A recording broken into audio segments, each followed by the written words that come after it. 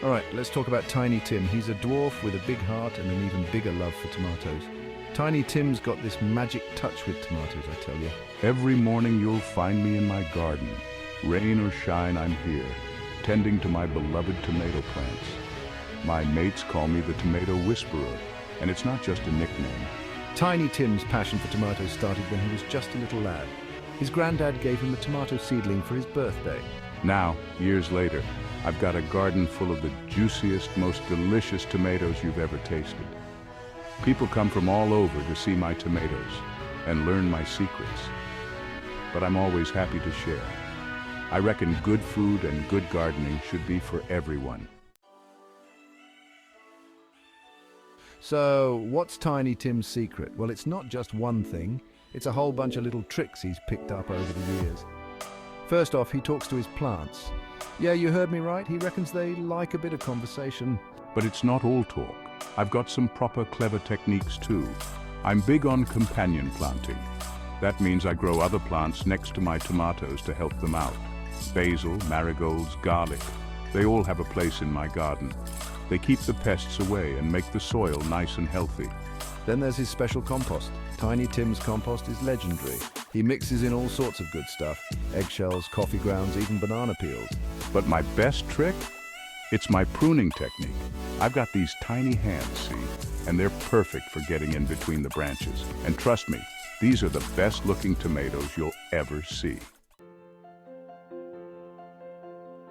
Now, being a dwarf in a world of tall tomato plants isn't always easy for Tiny Tim. He faces some proper challenges in his garden. For starters, reaching the tops of his tomato plants is a bit of a struggle. Then there's the issue of tools. Most gardening tools are made for people a lot taller than me. Rakes, hose, even watering cans can be a bit of a handful for me. But Tiny Tim's not one to let that stop him. Carrying heavy bags of compost or soil, that's another tricky one for Tiny Tim. But you know what? I don't let these challenges get me down. Each problem is just another puzzle to solve. And solve them I do with a bit of creativity and a whole lot of determination.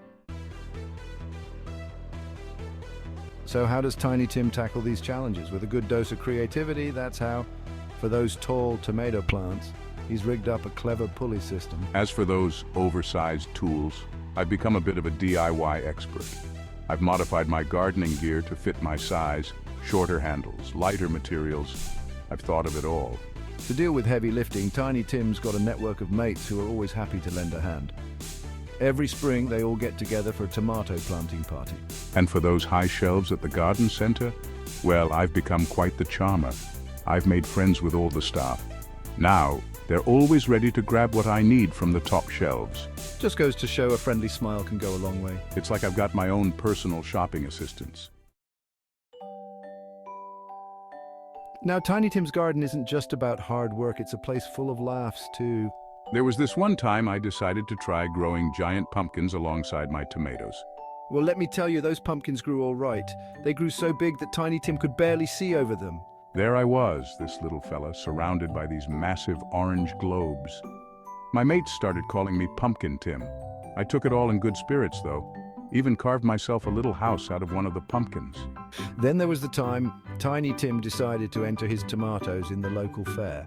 So I load up my best tomatoes and off I go. Only problem was I forgot to account for the height of the judging table. He didn't win first prize, but he did get a special award for most enthusiastic entrant. Know you've been a good friend. All right, time for some of Tiny Tim's top tomato tips. First up, water deeply but less often. I reckon this encourages the roots to grow deep and strong. Next, Tiny Tim swears by mulching. I cover the soil around my tomatoes with a layer of straw or wood chips.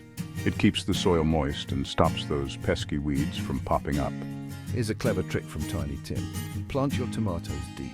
Yeah, I know it sounds odd, but trust me on this. I bury about 2/3 of the plant. Those little hairs on the stem, they'll turn into roots, making your plant stronger. Lastly, Tiny Tim's all about feeding his tomatoes right.